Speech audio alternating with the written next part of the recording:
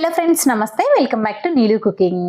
ಇವತ್ತಿನ ವಿಡಿಯೋದಲ್ಲಿ ನಾನು ನಿಮಗೆ ಒಂದು ಒಳ್ಳೆ ರುಚಿಯಾಗಿ ಈ ಕುಷ್ಕ ರೈಸ್ ಅದ್ರ ಜೊತೆಗೆ ಚಿಕನ್ ಕರಿನ ಹೇಗೆ ಮಾಡ್ಕೊಳ್ಳೋದು ಅಂತ ತೋರಿಸ್ತಾ ಇದ್ದೀನಿ.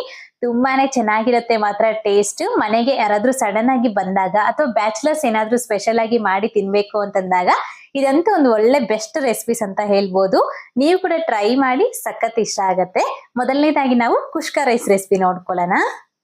ಕುಷ್ಕ ರೈಸ್ ಮಾಡ್ಕೊಳ್ಳೋದಕ್ಕೋಸ್ಕರ ಒಂದು ಪಾತ್ರೆ ಆಗ್ಲಿ ಅಥವಾ ಒಂದು ಕುಕ್ಕರ್ ಆಗ್ಲಿ ಗ್ಯಾಸ್ ಮೇಲೆ ಇಟ್ಕೊಂಡದ್ರಲ್ಲಿ 2 ಟೇಬಲ್ ಸ್ಪೂನ್ ಆಗುವಷ್ಟು ಎಣ್ಣೆ, 1 ಟೇಬಲ್ ಸ್ಪೂನ್ ಆಗುವಷ್ಟು ತುಪ್ಪನ ಹಾಕೊಂಡು ಬಿಸಿ ಮಾಡ್ಕೊಳ್ಳಿ.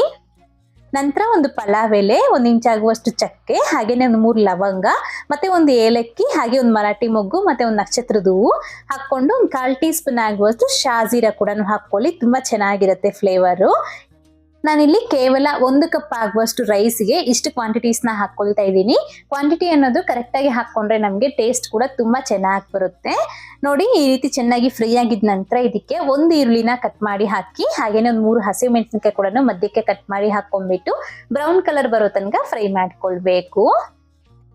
ಈ ತರ ಈರುಳ್ಳಿ ಚೆನ್ನಾಗಿ ಫ್ರೈ ಆಗಿದ ನಂತರ ಇದಕ್ಕೆ 1 ಟೀ ಸ್ಪೂನ್ ಆಗುವಷ್ಟು ಶುಂಠಿ ಬೆಳ್ಳುಳ್ಳಿ ಪೇಸ್ಟ್ ಕೂಡ ಹಾಕೊಂಡ್ಬಿಟ್ಟು ಹಸಿ ಸ್ಮೆಲ್ ಹೋಗೋ ತನಕ ಫ್ರೈ ಮಾಡ್ಕೊಳ್ಳಿ.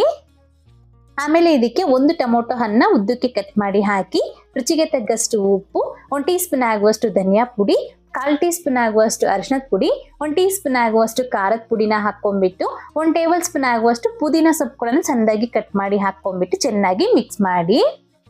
ನೀಟಾಗೆಲ್ಲ ಮಿಕ್ಸ್ ಮಾಡ್ಕೊಂಡಿದ್ದ ನಂತರ ಪ್ಲೇಟ್ನ ಮುಚ್ಚಿ ಟೊಮೊಟೊ ಹಣ್ಣು ಮೆತ್ತಗಾಗೋ ತನಕ ಹಾಗೆ ಬಿಡಬೇಕು, ಕಡಿಮೆ ಉರಿನಲ್ಲಿ.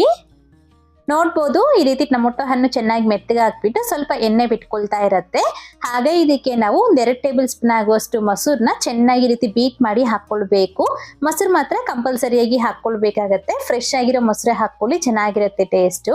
ಮೊಸರು ಹಾಕೊಂಡ್ಬಿಟ್ಟು ಕಡಿಮೆ ಊರಿನಲ್ಲಿ ಮಾತ್ರ ಚೆನ್ನಾಗಿ ಒಂದ್ಸತಿ ಮಿಕ್ಸ್ ಮಾಡ್ಕೊಳ್ಳಿ.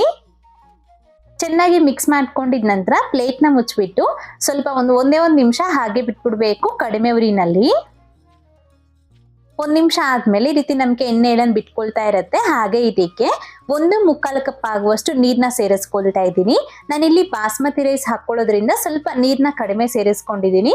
ನೀವು ಸೋನಾ ಮಸೂರಿ ರೈಸ್ ತಗೊಳ್ಳೋದಾದ್ರೆ 2 ಕಪ್ನಷ್ಟು ನೀರು ತುಂಬಾ ಹಾಕೊಳ್ಬಹುದು. ಮತ್ತೆ ಸ್ವಲ್ಪ ಸಣ್ಣದಾಗಿ ಕಟ್ ಮಾಡ್ಕೊಂಡಿರೋ ಕೊತ್ತಂಬರಿ ಸೊಪ್ಪು ಕೂಡ ಹಾಕೊಂಡು ಚೆನ್ನಾಗಿ ಮಿಕ್ಸ್ ಮಾಡಿಬಿಟ್ಟು ಪ್ಲೇಟ್ನ ಮುಚ್ಚಿ ಒಂದು ಕುದಿ ಬರೋ ತನಕ ಇದನ್ನ ಹಾಗೆ ಬಿಡಬೇಕು. ಈ ರೀತಿ ಕುದಿಯಕ್ಕೆ ಸ್ಟಾರ್ಟ್ ಆಗುತ್ತೆ ಅಲ್ವಾ, ಆಗ ರುಚಿ ನೋಡ್ಕೊಂಡು ಉಪ್ಪು ಅಥವಾ ಖಾರ ಏನಾದ್ರೂ ಕಡಿಮೆ ಅಂತ ಅನ್ಸಿದ್ರೆ ಕೂಡ ಹಾಕೊಳ್ಬಹುದು. ನಂತರ ಇದಕ್ಕೆ 1 ಕಪ್ ಆಗುವಷ್ಟು ಬಾಸ್ಮತಿ ರೈಸ್ನ ಒಂದು 20 ನಿಮಿಷ ನೆನೆಸ್ಬಿಟ್ಟು ಹಾಕೊಳ್ತಾ ಇದ್ದೀನಿ. ನೀವು ಬಾಸ್ಮತಿ ರೈಸ್ ಬದಲಾಗಿ ನಾರ್ಮಲ್ ಆಗಿ ನೀವು ಊಟಕ್ಕೆ ಯಾವ ಅಕ್ಕಿ ಬಳಸ್ತೀರಲ್ಲ ಅದನ್ನೇ ಉಪಯೋಗಿಸ್ಕೊಳ್ಬಹುದು, ಏನು ತೊಂದರೆ ಇಲ್ಲ. ಬಾಸ್ಮತಿ ರೈಸ್ ಹಾಕೊಂಡ್ರೆ ನಮಗೆ ಫ್ಲೇವರ್ಫುಲ್ ಆಗಿ ತುಂಬಾ ಚೆನ್ನಾಗಿರುತ್ತೆ. ಅಕ್ಕಿ ಹಾಕೊಂಡ್ಬಿಟ್ಟು ಚೆನ್ನಾಗಿ ಮಿಕ್ಸ್ ಮಾಡಿ ಒಂದು 5 ನಿಮಿಷ ಹೈ ಫ್ಲೇಮ್ ನಲ್ಲೇನೆ ಕುದಿಸ್ಕೊಳ್ಳಿ. ನಾನಿಲ್ಲಿ ಕುಕ್ಕರ್ ಮುಚ್ಚಳನ ಮುಚ್ಚಿ ಕೂಗಿಸ್ಕೊಳ್ತಾ ಇಲ್ಲ, ಜಸ್ಟ್ ಈ ರೀತಿ ಪ್ಲೇಟ್ನ ಮುಚ್ಚಿ ನಾನಿದ್ದ ಮಾಡ್ಕೊಳ್ತಾ ಇದ್ದೀನಿ. ನೀವು ಬೇಕು ಅಂತಂದ್ರೆ ಲಿಡ್ನ ಕ್ಲೋಸ್ ಮಾಡಿಬಿಟ್ಟು 1 ವಿಸಿಲ್ ಆದ್ರೂ ಹಾಕಿಸ್ಕೊಳ್ಬಹುದು ಬಾಸ್ಮತಿ ರೈಸ್ ಆದ್ರೆ. ನೋಡ್ಬೋದು, ಒಂದು 5 ನಿಮಿಷ ಆದ್ಮೇಲೆ ಚೆನ್ನಾಗಿ ಕುದೀತಾ ಇರುತ್ತೆ ಅಲ್ವಾ, ಆಗ ಒಂದ್ಸತಿ ಚೆನ್ನಾಗಿ ಮಿಕ್ಸ್ ಮಾಡಿಕೊಡಿ. ಮತ್ತೆ ಪ್ಲೇಟ್ನ ಮುಚ್ಚಿಬಿಟ್ಟು ಫುಲ್ ಆಗಿ ಕಡಿಮೆ ಉರಿನಲ್ಲಿ ಒಂದು 10 ನಿಮಿಷ ಹಾಗೆ ಬಿಟ್ಬಿಡ್ಬೇಕು. 10 ನಿಮಿಷ ಆದ್ಮೇಲೆ ಒಂದ್ಸತಿ ತೆಗೆದು ನೋಡಿ, ನಮಗೆ ಪರ್ಫೆಕ್ಟ್ ಆಗಿ ಅನ್ನ ಏನದು ನೀಟಾಗಿ ಬೆಂದೋಗ್ಬಿಟ್ಟಿರತ್ತೆ. ಆಗ ಗ್ಯಾಸ್ನ ಆಫ್ ಮಾಡ್ಕೊಂಡ್ಬಿಡಿ. ಆದ್ರೆ ಸ್ವಲ್ಪ ನಮಗೆ ತೇವಾಂಶ ಇರುತ್ತೆ. ಈ ರೀತಿ ಗ್ಯಾಸ್ ಆಫ್ ಮಾಡ್ಕೊಂಡ್ಬಿಟ್ಟು ಮತ್ತೆ ಅದ್ರ ಮೇಲೆ ಸ್ವಲ್ಪ ತುಪ್ಪನ ಹಾಕೊಳ್ಳಿ. ಈ ರೀತಿ ತುಪ್ಪ ಹಾಕೊಂಡ್ಬಿಟ್ಟು ಮತ್ತೆ ಪ್ಲೇಟ್ನ ಮುಚ್ಚಿ ಅದ್ರ ಮೇಲೆ ಸ್ವಲ್ಪ ವೆಯ್ಟ್ನ ಇಟ್ಬಿಟ್ಟು ಒಂದು 10 ನಿಮಿಷ ಹಾಗೆ ಬಿಟ್ಬಿಡಿ. ಅದನ್ನ ಓಪನ್ ಮಾಡೋದಕ್ಕೆ ಹೋಗ್ಬೇಡಿ. 10 ನಿಮಿಷ ಆದ್ಮೇಲೆ ಓಪನ್ ಮಾಡಿಬಿಟ್ಟು ಬಿಸಿ ಬಿಸಿಯಾಗಿ ಸರ್ವ್ ಮಾಡ್ಕೊಳ್ಳಿ. ಸೂಪರ್ ಆಗಿರುತ್ತೆ ಮಾತ್ರ, ಮಿಸ್ ಮಾಡದೆ ಈ ವಿಧಾನದಲ್ಲಿ ಟ್ರೈ ಮಾಡಿ ನೋಡಿ. ಅಷ್ಟೇ, ನೋಡಿದ್ರಲ್ವಾ ಎಷ್ಟು ಕಡಿಮೆ ಸಮಯದಲ್ಲಿ ರುಚಿಯಾಗಿ ನಮಗೆ ಬಿಸಿ ಬಿಸಿಯಾದ ಈ ಕುಷ್ಕ ರೈಸ್ ಅಂತೂ ರೆಡಿಯಾಗಿ ಹೋಗ್ಬಿಟ್ಟಿದೆ ಅಂತ. ಈಗ ಇದಕ್ಕೆ ಕಾಂಬಿನೇಷನ್ ಆಗಿ ನಾವು ಇವಾಗ ಈ ಚಿಕನ್ ಕರ್ರಿ ರೆಸಿಪಿ ನೋಡ್ಕೊಳ್ಳೋಣ. ಸಖತ್ತಾಗಿರತ್ತೆ ಟೇಸ್ಟ್ ಮಾತ್ರ ಇವೆರಡರ ಕಾಂಬಿನೇಷನ್ ಅಂತೂ. ನಾನಿಲ್ಲಿ 1 kg ಚಿಕನ್ ಅಲ್ಲಿ ಮಾಡ್ತಾ ಇದ್ದೀನಿ.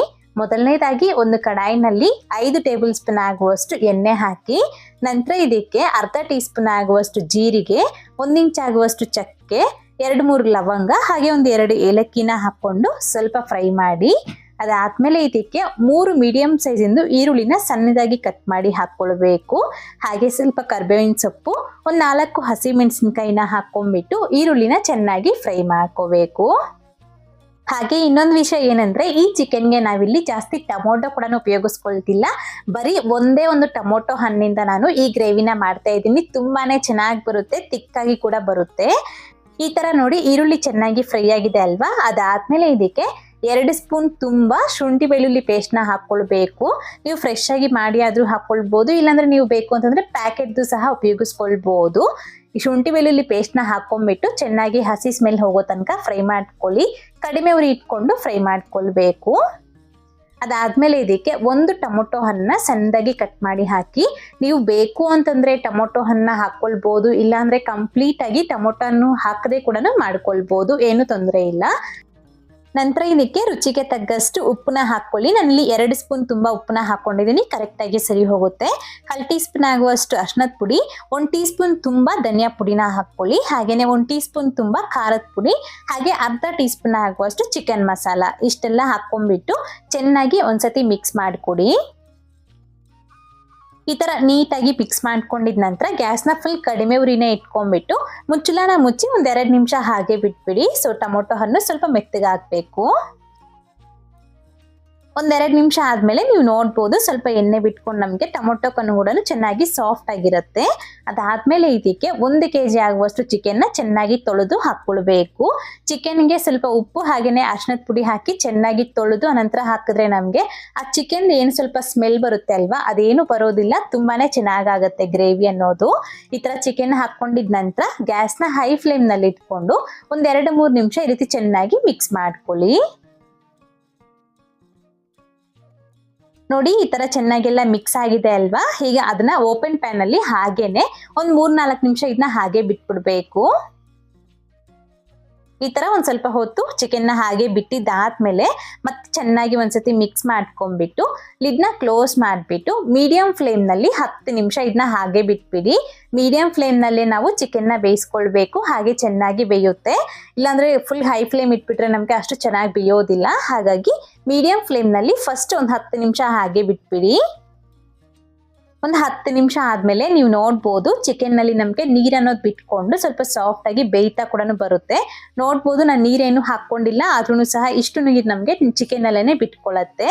ಈಗ ಮತ್ತೆ ಚೆನ್ನಾಗಿ ಒಂದ್ಸತಿ ಮಿಕ್ಸ್ ಮಾಡ್ಕೊಳ್ಳಿ. ಈ ತರ ಚೆನ್ನಾಗಿ ಎಲ್ಲ ಮಿಕ್ಸ್ ಮಾಡ್ಕೊಂಡಿದ ನಂತರ ಮತ್ತೆ ಮುಚ್ಚಳನ ಮುಚ್ಚಿಬಿಟ್ಟು ಫುಲ್ ಕಡಿಮೆ ಉರಿನಲ್ಲಿ ಒಂದು 5 ನಿಮಿಷ ಬಿಡಿ. ಟೋಟಲ್ ಆಗಿ 15 ನಿಮಿಷ ಆದ್ಮೇಲೆ ಒಂದ್ಸತಿ ಚೆಕ್ ಮಾಡ್ಕೊಳ್ಳಿ. ಆಲ್ಮೋಸ್ಟ್ ನಮ್ಗೆ ಒಂದು 1/4 ಭಾಗ ಬೆಂದಿರತ್ತೆ. ಅದಾದ್ಮೇಲೆ ಇದಕ್ಕೆ 1 ಸ್ಪೂನ್ ಆಗುವಷ್ಟು ಖಾರದ ಪುಡಿ, ಅರ್ಧ ಟೀ ಸ್ಪೂನ್ ಆಗುವಷ್ಟು ಧನಿಯಾ ಪುಡಿ ಹಾಕೊಂಡ್ಬಿಟ್ಟು ಚೆನ್ನಾಗಿ ಮಿಕ್ಸ್ ಮಾಡಿ. ಟೋಟಲ್ ಆಗಿ ನಾನಿಲ್ಲಿ 2 ಸ್ಪೂನ್ ಆಗುವಷ್ಟು ಖಾರದ ಪುಡಿ, 1.5 ಟೀ ಸ್ಪೂನ್ ಆಗುವಷ್ಟು ಧನಿಯಾ ಪುಡಿನ ಹಾಕೊಂಡಿದ್ದೀನಿ. ಸ್ಪೂನ್ ತುಂಬಾ ಹಾಕೊಳ್ಬೇಕಾಗತ್ತೆ, ಮರಿಬೇಡಿ. ತರ ಮತ್ತೆ ಇದಕ್ಕೆ ನಾವು ನೀರ್ನ ಹಾಕೊಳ್ಬೇಕು. ನಾನಿಲ್ಲಿ ಚೆನ್ನಾಗಿ ಕಾಯಿಸ್ಕೊಂಡಿರೋ ಬಿಸಿ ನೀರ್ನ ಹಾಕೊಳ್ತಾ ಇದ್ದೀನಿ. ಕಂಪ್ಲೀಟ್ ಆಗಿ ಬಿಸಿ ನೀರ್ನೇ ಉಪಯೋಗಿಸ್ಕೊಳ್ಳಿ, ರುಚಿ ತುಂಬಾ ಚೆನ್ನಾಗಾಗತ್ತೆ. ನೀರ್ ಅನ್ನೋದು ನಾನಿಲ್ಲಿ ಒಂದು ಅರ್ಧ ಲೀಟರ್ ಆಗುವಷ್ಟು ನೀರ್ನ ಸೇರಿಸ್ಕೊಂಡಿದ್ದೀನಿ. ನೀರ್ನಲ್ತೆ ನೀವು ಗೊತ್ತಾಗಿಲ್ಲ ಅಂದ್ರೆ ನೀವು ಬೇಕು ಅಂತಂದ್ರೆ ಆ ಪೀಸ್ ಅನ್ನೋದು ಮುಳುಗುವಷ್ಟು ನೀರ್ನ ಹಾಕೊಂಡ್ರೆ ಸಾಕಾಗತ್ತೆ. ನೋಡಿ ಇಷ್ಟು ನೀರ್ನ ಹಾಕೊಂಡ್ಬಿಟ್ಟು ಚೆನ್ನಾಗಿ ಮಿಕ್ಸ್ ಮಾಡ್ಕೊಂಡು ಒಂದ್ಸತಿ ಕನ್ಸಿಸ್ಟೆನ್ಸಿನ ನೋಡ್ಕೊಳ್ಳಿ. ತುಂಬಾ ಗಟ್ಟಿಯಾಗಿತ್ತು ಅಂತಂದ್ರೆ ಇನ್ನ ಸ್ವಲ್ಪ ಬಿಸಿನೀರ್ನ ಹಾಕೊಳ್ಳಿ. ಕರೆಕ್ಟ್ ಆಗಿದೆ ಅಂದ್ರೆ ಹಾಗೆ ನಾವು ಇದನ್ನ ಬೇಯಿಸ್ಕೊಳ್ಬೇಕಾಗತ್ತೆ. ಕನ್ಸಿಸ್ಟೆನ್ಸಿ ನಮ್ಗೆ ಮೊದಲು ಸ್ವಲ್ಪ ತೆಳ್ಳಗೇನೆ ಇರಬೇಕು. ಇದು ಸ್ವಲ್ಪ ಕುದೀತಾ ಇದ್ದಂಗೆ ನಮ್ಗೆ ಸ್ವಲ್ಪ ಗಟ್ಟಿ ಆಗತ್ತೆ. ಹಾಗಾಗಿ ಇದೇ ಟೈಮ್ ನಲ್ಲೇ ನೀವು ಬೇಕು ಅಂತಂದ್ರೆ ಸ್ವಲ್ಪ ರುಚಿ ನೋಡ್ಕೊಂಡು ಉಪ್ಪು ಅಥವಾ ಖಾರ ಏನಾದ್ರು ಕಡಿಮೆ ಅಂತ ಅನ್ಸಿದ್ರೆ ಕೂಡ ಹಾಕೊಳ್ಬಹುದು. ಮತ್ತೆ ಈಗ ಪ್ಲೇಟ್ ನ ಮುಚ್ಚಿಬಿಟ್ಟು ಮೀಡಿಯಂ ಫ್ಲೇಮ್ ನಲ್ಲಿ 10 ನಿಮಿಷ ಇದನ್ನ ಬೇಯಲಿಕ್ಕೆ ಬಿಡಬೇಕು. ಮೀಡಿಯಂ ಫ್ಲೇಮ್ ನಲ್ಲೇನೆ 10 ನಿಮಿಷ ಹಾಗೆ ಬಿಟ್ಬಿಡಿ, ಮಿಕ್ಸ್ ಮಾಡೋ ಅವಶ್ಯಕತೆನೇ ಇರೋದಿಲ್ಲ. ಒಂದು 10 ನಿಮಿಷ ಆದ್ಮೇಲೆ ನೀವು ನೋಡ್ಬೋದು ಈ ರೀತಿ ನಮ್ಗೆ ಲೈಟ್ ಆಗಿ ಎಣ್ಣೆ ಕೂಡ ಬಿಟ್ಕೊಂಡು ಗ್ರೇವಿ ಅನ್ನೋದು ರೆಡಿ ಆಗ್ತಾ ಇರುತ್ತೆ. ಈಗ ಒಂದ್ಸತಿ ಮಿಕ್ಸ್ ಮಾಡ್ಕೊಟ್ಬಿಟ್ಟು ಪ್ಲೇಟ್ ನ ಮುಚ್ಚಿ ಫುಲ್ ಕಡಿಮೆ ಉರಿನಲ್ಲಿ ಒಂದು 5 ನಿಮಿಷ ಹಾಗೆ ಬಿಟ್ಬಿಡಿ. ಒಂದು 5 ನಿಮಿಷ ಆದ್ಮೇಲೆ ಓಪನ್ ಮಾಡ್ಬಿಟ್ಟು ಚೆಕ್ ಮಾಡ್ಕೊಳ್ಳಿ. ನಮ್ಗೆ ಗ್ರೇವಿ ಅನ್ನೋದು ಕರೆಕ್ಟ್ ಕನ್ಸಿಸ್ಟೆನ್ಸಿಗೆ ಬಂದಿರತ್ತೆ.